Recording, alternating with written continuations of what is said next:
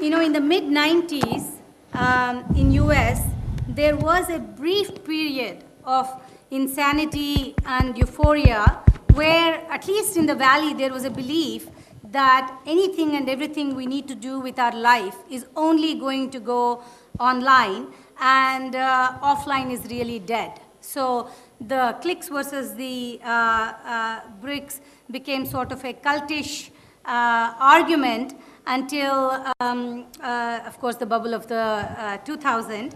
So, but some of that continues, right? And there is, remnants of that conversation that I see getting thumped in India as well. So we thought, why not sort of bring two people from those two worlds to talk. What I'd like to do is to introduce Rajiv Mehta, and welcome, Rajiv. And if you see him, he has the profile and the age 27, I'm told. 27 was 8 years back. But nonetheless, right, he has the profile and the age to be a freewheeling, hippie, internet entrepreneur, and he's not, okay? He's MD Puma, South Asia, but, what he has done with that brand here makes him a serious go-to guru and mentor for many entrepreneurs, online entrepreneurs included. So, as you take your seat, I will introduce Mukesh, and you have figured out Rajiv comes from the bricks part, and Mukesh comes from the clicks part.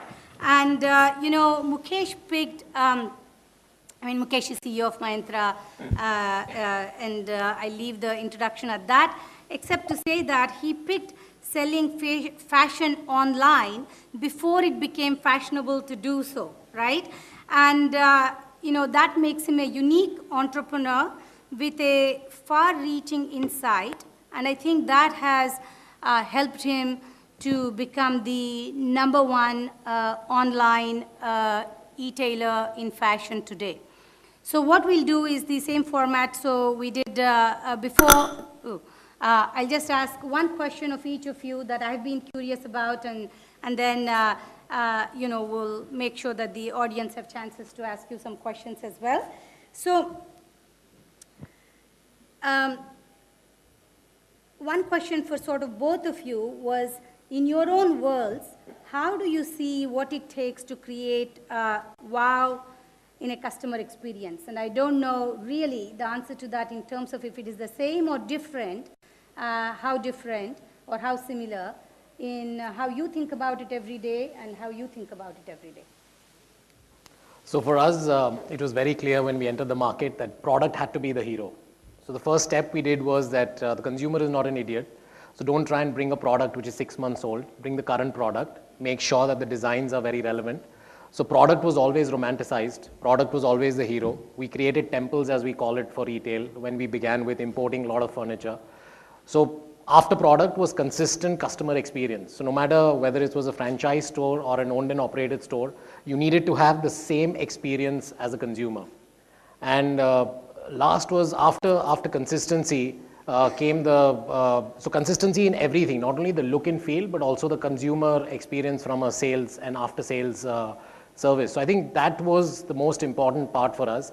Marketing was probably tertiary, not even secondary. Marketing was much later. Even today, we spend only 2% of our revenue as marketing.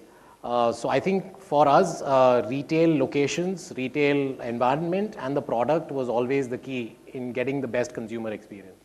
Great. Yeah, in my experience in the online business, the wow really happens at the moment of delivery. That's really the moment of truth.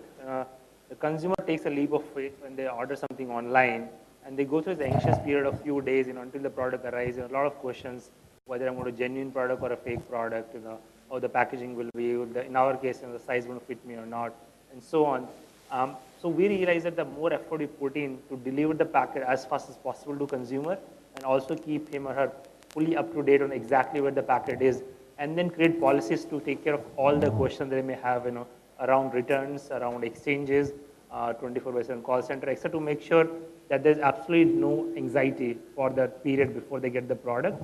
And in case there's anything, feedback they have, there are approved mechanisms to address that. So most of our brand is built around being able to deliver really fast, give repeated reassurance that product is genuine, original, and then the last bit will be product is continuously very important. After that is taken care of. That in many ways is hygiene. Ultimately, what matters is the product really good, and that's where I think similarities between online or the differences starts to go away, and really we become a retail business. The consumer really judges for the quality of the product, fashion component of the product, and the price, etc. And so offline, online really look like similar business after that point. So, Mukesh, you have a online presence with no stated intent to have a offline presence. So, what is your view on the role, relevance of and opportunity for offline in India? Yeah. So. Yes, that was not a mistake. I just kind of, as an online player, how do you view offline? What is its relevance? Well, one is, so they're both, there's the two ways I guess I'll answer this. One is offline gives a lot of familiarity to product for what we sell. If you are selling something that people never ever seen before, it'll be much harder to sell. For us, selling Puma is very easy because almost everyone knows what Puma is, what it stands for. So they can walk into a Puma store if it is available and they can feel the product. So that familiarity is very important. The opportunity for offline, I think, is phenomenal. Invest in offline retail at 40, 50 years to grow from 60 still growing. In India, it's barely 5 to 10 years old. The footprint is very small. Most Indians, outside of tier 1 and tier 2 cities don't have access to organized retail, the kind of showroom Puma will have on Brigade Road, in South Extension. Most Indians don't have access. So I think offline has a huge runway, but offline you can only do it one store at a time. So there's its own pace of growth that offline retailers will have to deal with. So for you, offline and what Puma does offline is a friend, and you're leveraging off of whatever they're doing, Puma or any other brand. Yeah. But what they're doing offline from marketing and brand building, you're leveraging that Absolutely. online. Yep. So, yeah. So, Rajiv, sort of the same question, but, as you think of building stores and building huge scaling from offline, from consistency and product as a hero, what's the relevance of online for you? So, like he said, we can build one store at a time. And I was in Bharuch last week, and I saw an MBO, 25,000 square feet. He stocks Nike, Adidas, Puma, Reebok, all the brands. And that's the only store where a person from Bharuch can go and shop in a nice environment. However, sitting at home, the person a lot of NRIs live in Bharuch. So the person, the amount of reach that online has in terms of the pin codes that they supply to, sitting at home, you can probably surf the entire world and order whatever you want. I think that gives my product a far greater reach. And if I have teamed up with him and done the relevant marketing campaign on his website or have showcased my product in the right manner, then it gives my brand an additional boost and familiarity in towns where I'm not present. And even in towns where I'm present, there are certain products that I will not sell in my store, which he is selling, or I have given him exclusivity to sell, and certain products when he may not sell. So it basically complements each other. And today it's online as a business is about 12 to 15% of my total revenue. So it's a great channel for me to have in terms of reaching out to a far greater number of consumers. So you would support, as a brand, online entrepreneurs, online e-tailing, and coexist together, and you don't see this as an either or? No, it's not an either or. And without revealing numbers, Mukesh will be my largest customer, single customer in 2013. Great. I have tons of questions, but that's not relevant. So what would you ask Rajiv, even though you partner with him, but and you sell his brand online, but in terms of learnings from offline we could apply online, what is it that you would ask him? Yes, so I think for the category of retail, it's a very sophisticated product. There are a lot of technical components to it, and when Puma, I think, started in 2006 or so in India, it's probably not a very well-known brand. Right. So, how did you plan out your journey for building Puma as a brand where you're retailing relatively sophisticated product, you're trying to convince people to pay 5,000 or 10,000 right. rupees for a shoe. Mm-hmm. So how do you really, create the market for it and, build your business and the brand? So we did two things. One is, like I said, the product was most important. And in 2005-06, when we entered, Nike, Adidas, Nike, Adidas, and Reebok had a head start over us. As a result of which, performance as a category was more or less saturated. So we said that Puma has a unique positioning of being sport lifestyle. So let's target the lifestyle segment. Let's forget about performance for now. So all our products, or 75% of our products from 2006 till 2011, were lifestyle focused. We did very little for running, we did very little for football. And as a lifestyle product, what we then needed to do was communicate it to the relevant target audience. Now, like I said, I had 2% marketing budgets throughout the years. So I said either I can go to one big newspaper ad or a couple of magazines and reach out to like the 1.2 billion people or how many ever readers I have, or I can very, very choosily segment further and only reach out to my target audience. And that's what we did with below the line events. And in the events, we called the relevant audience, and with word of mouth, even before digital marketing was relevant, we started talking and getting content out there for the product. With the help of Ferrari, I think there was a very strong connect. So the lifestyle product, Ferrari as a brand that we licensed out, and a lot of BTL events gave us an edge, and no one else was in this segment. That was an advantage we had. And if we did a wardrobe study in 2012 and realized that a typical person would have a Nike shoe for running, which he or she would change after 2 years, but would have 4 or 5 pairs of Puma in different colors and different styles to wear when they went out at night. So that's the advantage we had. And now consciously from 2012, we shifted from lifestyle to performance and said that now let's have 40 to 50% of the range as performance. And that's where now it's getting a bit challenging to convince a consumer who's already been used to Nike, why is a Puma running shoe better? Because that's where the technical aspect comes. In a lifestyle, there's not much technicality. So Rajiv, when we started retailing Fashionette, one of the things we realized very early on that Puma as a brand had a pretty strong appeal throughout the country, especially among the youth, even the tier 2, tier 3 cities. Given that you've been running the business 2% of as a marketing budget, that's very small. So what do you think are the key things that went into building such a mass brand on such a shoestring budget? So a lot of our monies was spent in creating stores at the right location. So over the 290 stores that we have, we've closed 3 stores in the last 8 years. And that too because the markets have died. Like GK1 as a market died because of the malls around it. Commercial Street never really took off for Puma, so we closed in Bangalore. So similarly, what I believe worked right for us is not only that being very choosy about marketing, but making sure that you open at the right location. I think that reach that we got with our retail stores gave us a lot of impetus. And also, we did a lot of earned media. So every BTL event we did, we spent money to make sure that we got the right audience, and as a result of which the right journalists and right magazines and right TV channels to cover it. So that amplified the BTL event. So I think those two worked for us. What do you think, Mukesh needs to share with the audience here? I think there is very little, what I would like to know is that there is very little, I've also ordered from Myntra many times for my son. Not Puma shoes because because in India we're still not retailing the kids and he's 1.5 years old. The thing is that there is very little dissatisfaction. How are you able to probably doing 1.5 crores a day or more? I don't know how much sales you do a day, and the number of orders you ship out, the warehousing that you have, it's I'm not able to manage my warehousing very efficiently. You've got such an efficient. So what's the secret of that efficiency in logistics and warehousing? I think the secret is 4 or 5 years of very intense effort and thousands of mistakes along the way. So it took a sustained effort over a long period of time. But the core of it, the recognition that in online business, there is no face, there is no store for people to walk into. The only way you earn trust and credibility by every single time delivering products really fast, on time, taking care of all the issues. So it requires building really sophisticated technology platform, the entire supply chain.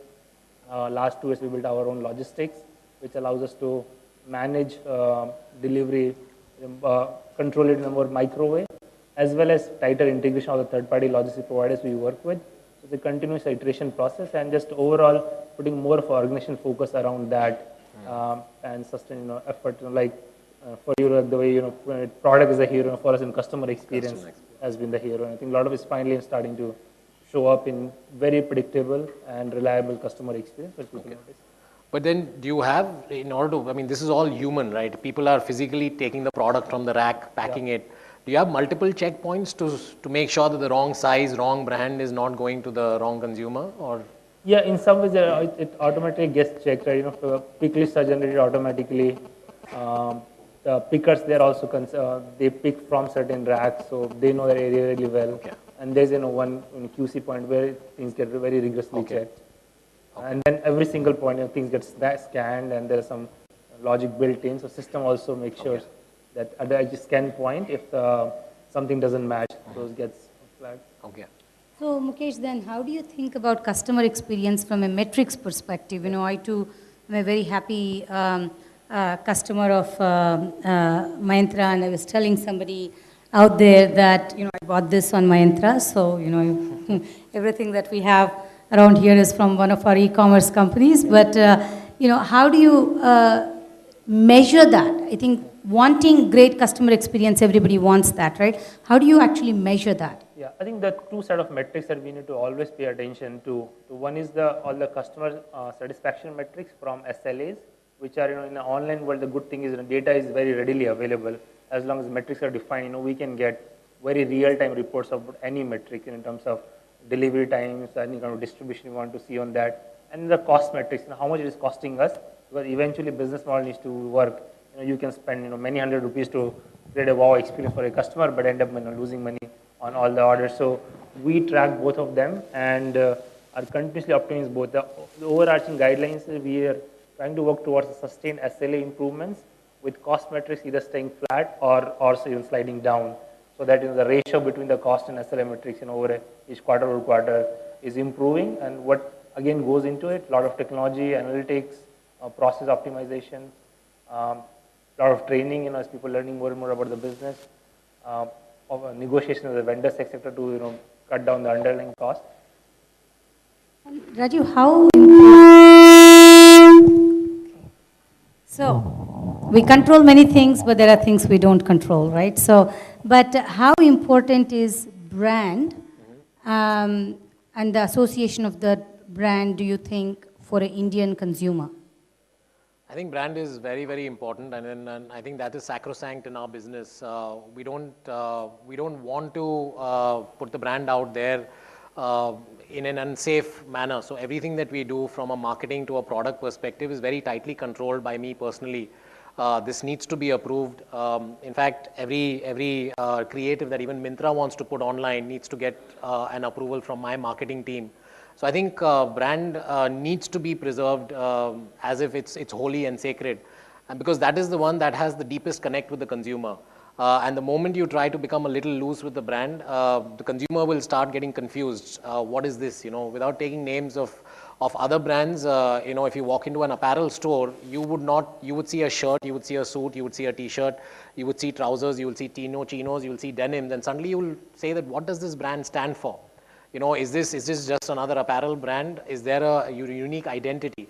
And for us, lifestyle and sport lifestyle, where we are connected deeply with motorsport, we are connected with lifestyle, we are connected with designer shoes, is very, very sacred. And I think if you preserve that, then that gives you greater returns in a longer term scenario. You may have to sacrifice short term, which we did in 2006, 7, 8, where profits were not there, and we were spending more money trying to tell people what Puma stood for. And now that everyone knows what Puma is all about, it's a lot easier to sell even a high priced product. So I know you talk to a lot of young entrepreneurs. So many over here may think that's all great for Puma. How is that relevant to me as whatever companies they are building? So what would be your advice? How is brand relevant to a small company who doesn't have either the name or the capital or the talent, frankly, marketing talent? How is that relevant to them? So, I'll share an anecdote. Recently at one of the Thai conferences, one of the questions that I got asked is that, I'm not from IIT, I'm not from IIM, and I have this great idea. I've sent a lot of cold calling emails to a lot of VCs and angel investors, but no one calls me. I've sent a PPT and I think that just because I'm not from IIT or IIM, they're not calling me. I just asked him one question that, if you have a product, say for example, which charges an iPhone from 0 to 100 in 1 second, why wouldn't someone want to meet you if you put it in the PPT? So I said, make sure that whatever you're talking in the PPT is about your product. And if your product is great, then any brand that you create around it will sell. So even Myntra has a unique positioning. Myntra is lifestyle and fashion. I don't ever see Myntra selling home decor.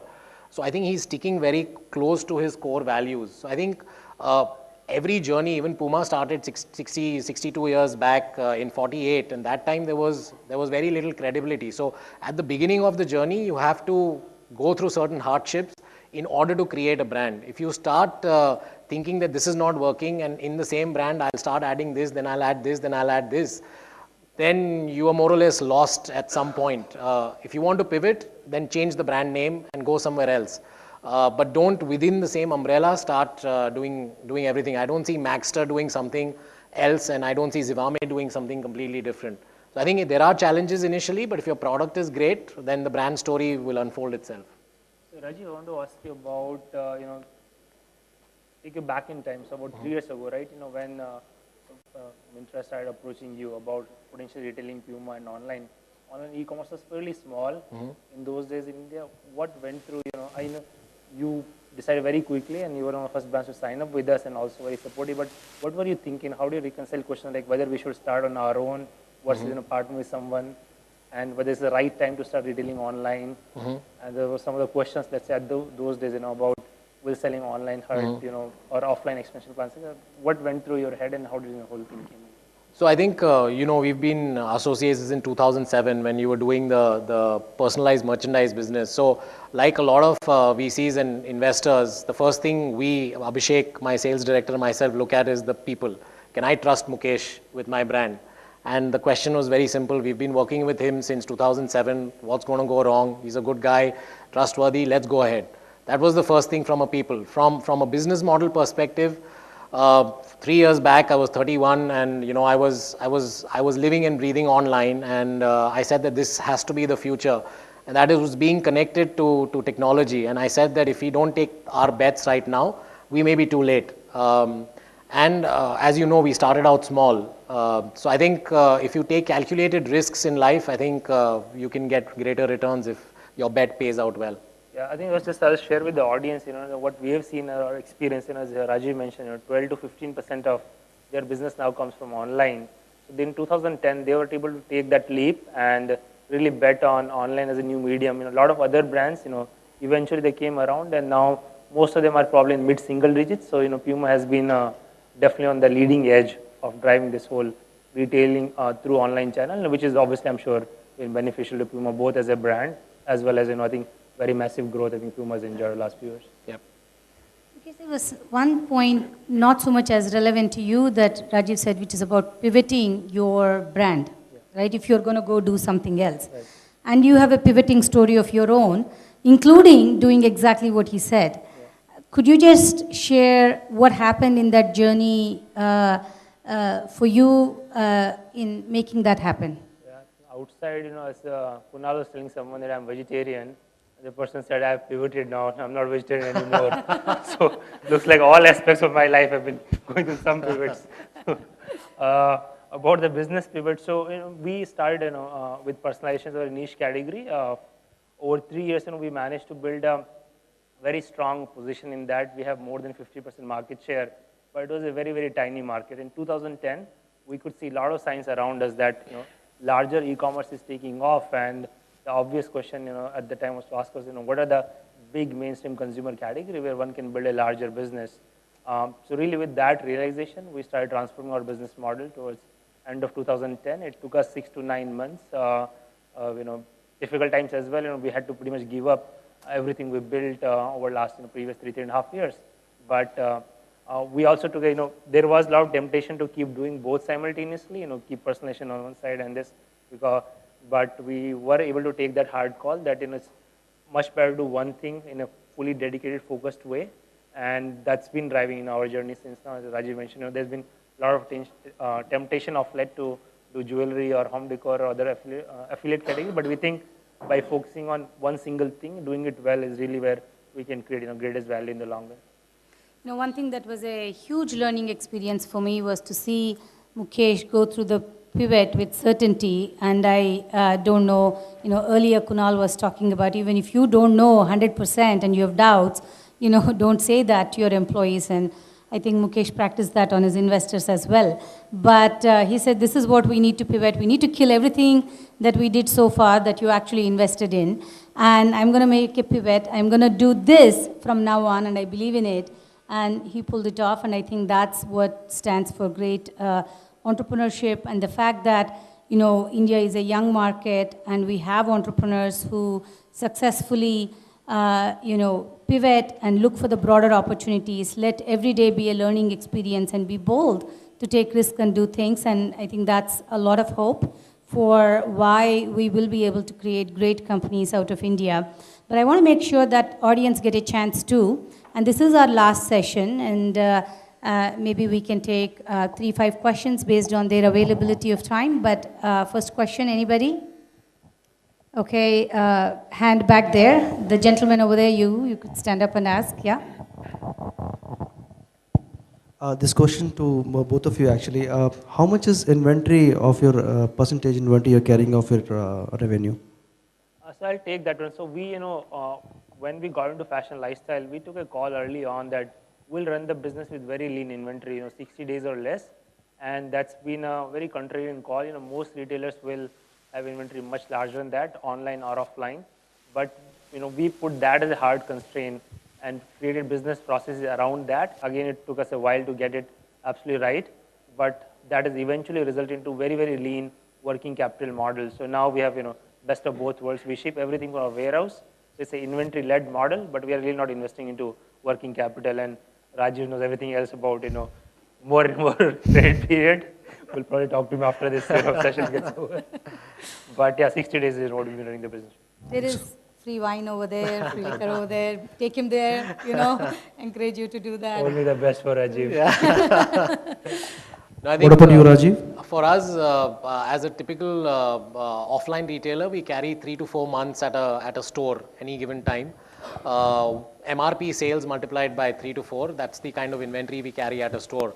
Also, I need to buy a little bit in deep. If suddenly Myntra comes and says, I want more of this, then I need to take a call of that situation. But what we do is that every 6 months, we devalue the inventory by 50%.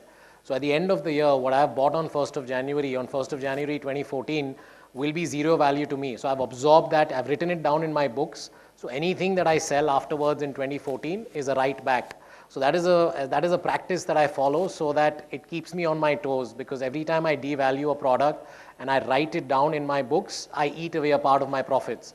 So it is very important for me to not only, there is a compulsion for me to have 3 to 4 months inventory, but I'm disciplined of devaluing my inventory. So I don't think anyone in our category does that. Then in a year's time, what I've bought at $10 is now $0 for me. So hold on. I want to make sure everybody gets a chance, right? And you would agree that's fair. So, Hi, my question to Mukesh. I have recently seen that lots of new labels are coming up online. But in new label, it is much easier to get the eyeballs online rather than still missing the market in the offline model. So, for example, this year labels such as American Swan and this Break and Bounce, they both came on Myntra.com and could get some visibility as well. So, what do you see, for a new label, how easier or difficult it is to get a market, or when you place a new model, so when you place a basically new label, so what do you exactly see in that? Yeah, no, I think online only launch for a new label is a very viable option. If you look at the reach that we have, more than 500,000 visits every day, and if you look at broader e-commerce market, so someone who is, let's say, starting a new brand, who can focus on building a very, very strong product, which is whether online, offline, that's the crux of it, and then use online as a vehicle to both test your pilot, whether see there's a demand for it, maybe you get demand from certain regions more, maybe certain price points are working better. You can iterate very quickly, you can change price points, etc. So I think for the brand that's not established, online is a great medium to start. Having said that, I think offline presence really complements a brand. When the consumer is seen, even if even a few flagship stores somewhere where consumers go interact with the brand, that the brand, it takes a while to build a brand, and just because there's a label and a good product selling online, may not itself make it a brand. A brand needs to have independent existence, its own personality. You can do that on Facebook or through your offline store or other mediums. But we have seen good success. You mentioned Breakbounce. Breakbounce went from 0 to now about 25 crores run rate and growing. So definitely, and we'll see. In the larger context of brands business in India, there are very few brands above 100, 200 crores in a market that's more than 200,000 crores. So there's a huge opportunity to build brands and offline only, online only, or hybrid model. So you think I think he answered your question, just a right? sec, No, he's here, and so let's just take he's here, you are here, right? Yes. He needs to eat too, so make sure you catch him as soon as he goes You out. mentioned the wine. I like this. Yeah, buy him some wine, which is for free over there. So questions on this side. Anybody had a question here for anyone? Here, go ahead.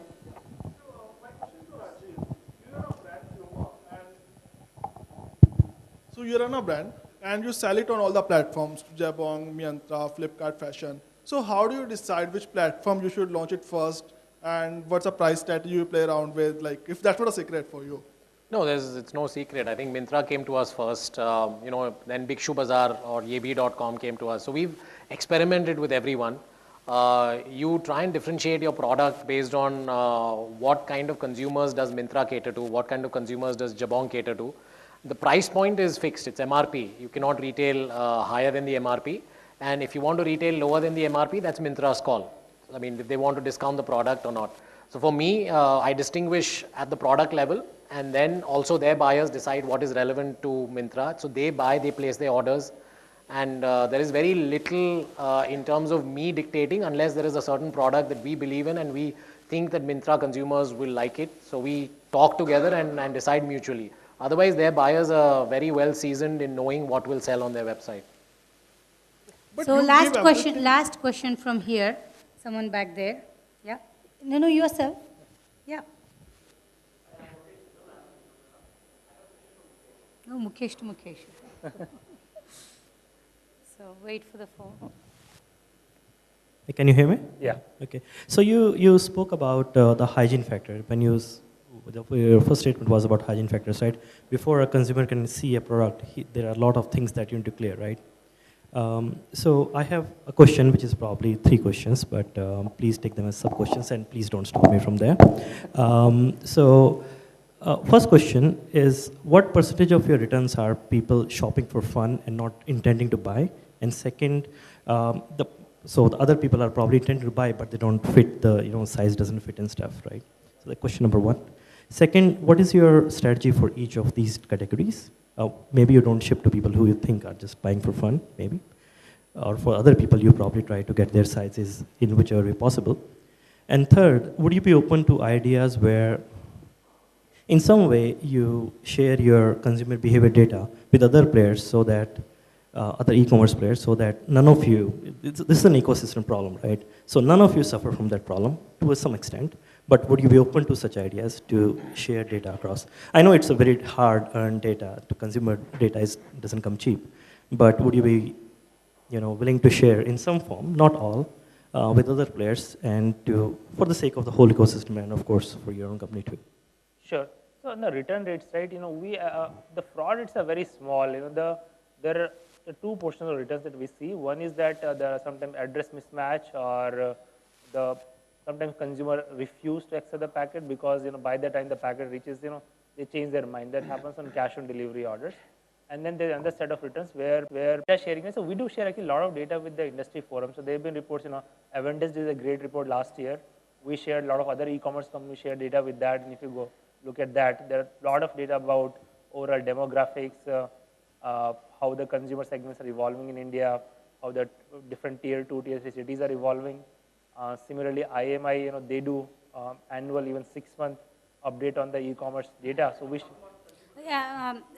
This can't become a debate or a discussion. It's a question. Let Mukesh answer. You guys go out and talk. So. Right. So we obviously we guard the data that's very proprietary, which we use. For example, personalization is very big initiative for us, where we target each consumer individually based on his or her profile. That's something we'll not want to share at an individual level. But at a macro, we also understand interest in learning from what other e-commerce companies see. to that extent, after anonymizing the data and sharing at an aggregate level, right? That I think reasonable number of sharing is happening. I am aware of some more initiatives driven by Google and other companies to try to get more sophisticated data so that we develop deeper understanding of what's happening in the Indian e-commerce ecosystem overall. So, but I think a reasonable amount of collaboration is already happening in that direction. So, I think that what's part of the journey for all of us here is every day there is new learning on what works, what doesn't work in India. And I think what is already validated and working is a very great beginning for any of the new companies that sort of want to, expand on that journey with your own ideas and, with your own goals. And with that, I want to thank Rajiv and Mukesh for taking the time. Oftentimes, for these sessions, for people to take time out and come and share their success is a deep commitment, and I really value and appreciate you doing that for our audience today.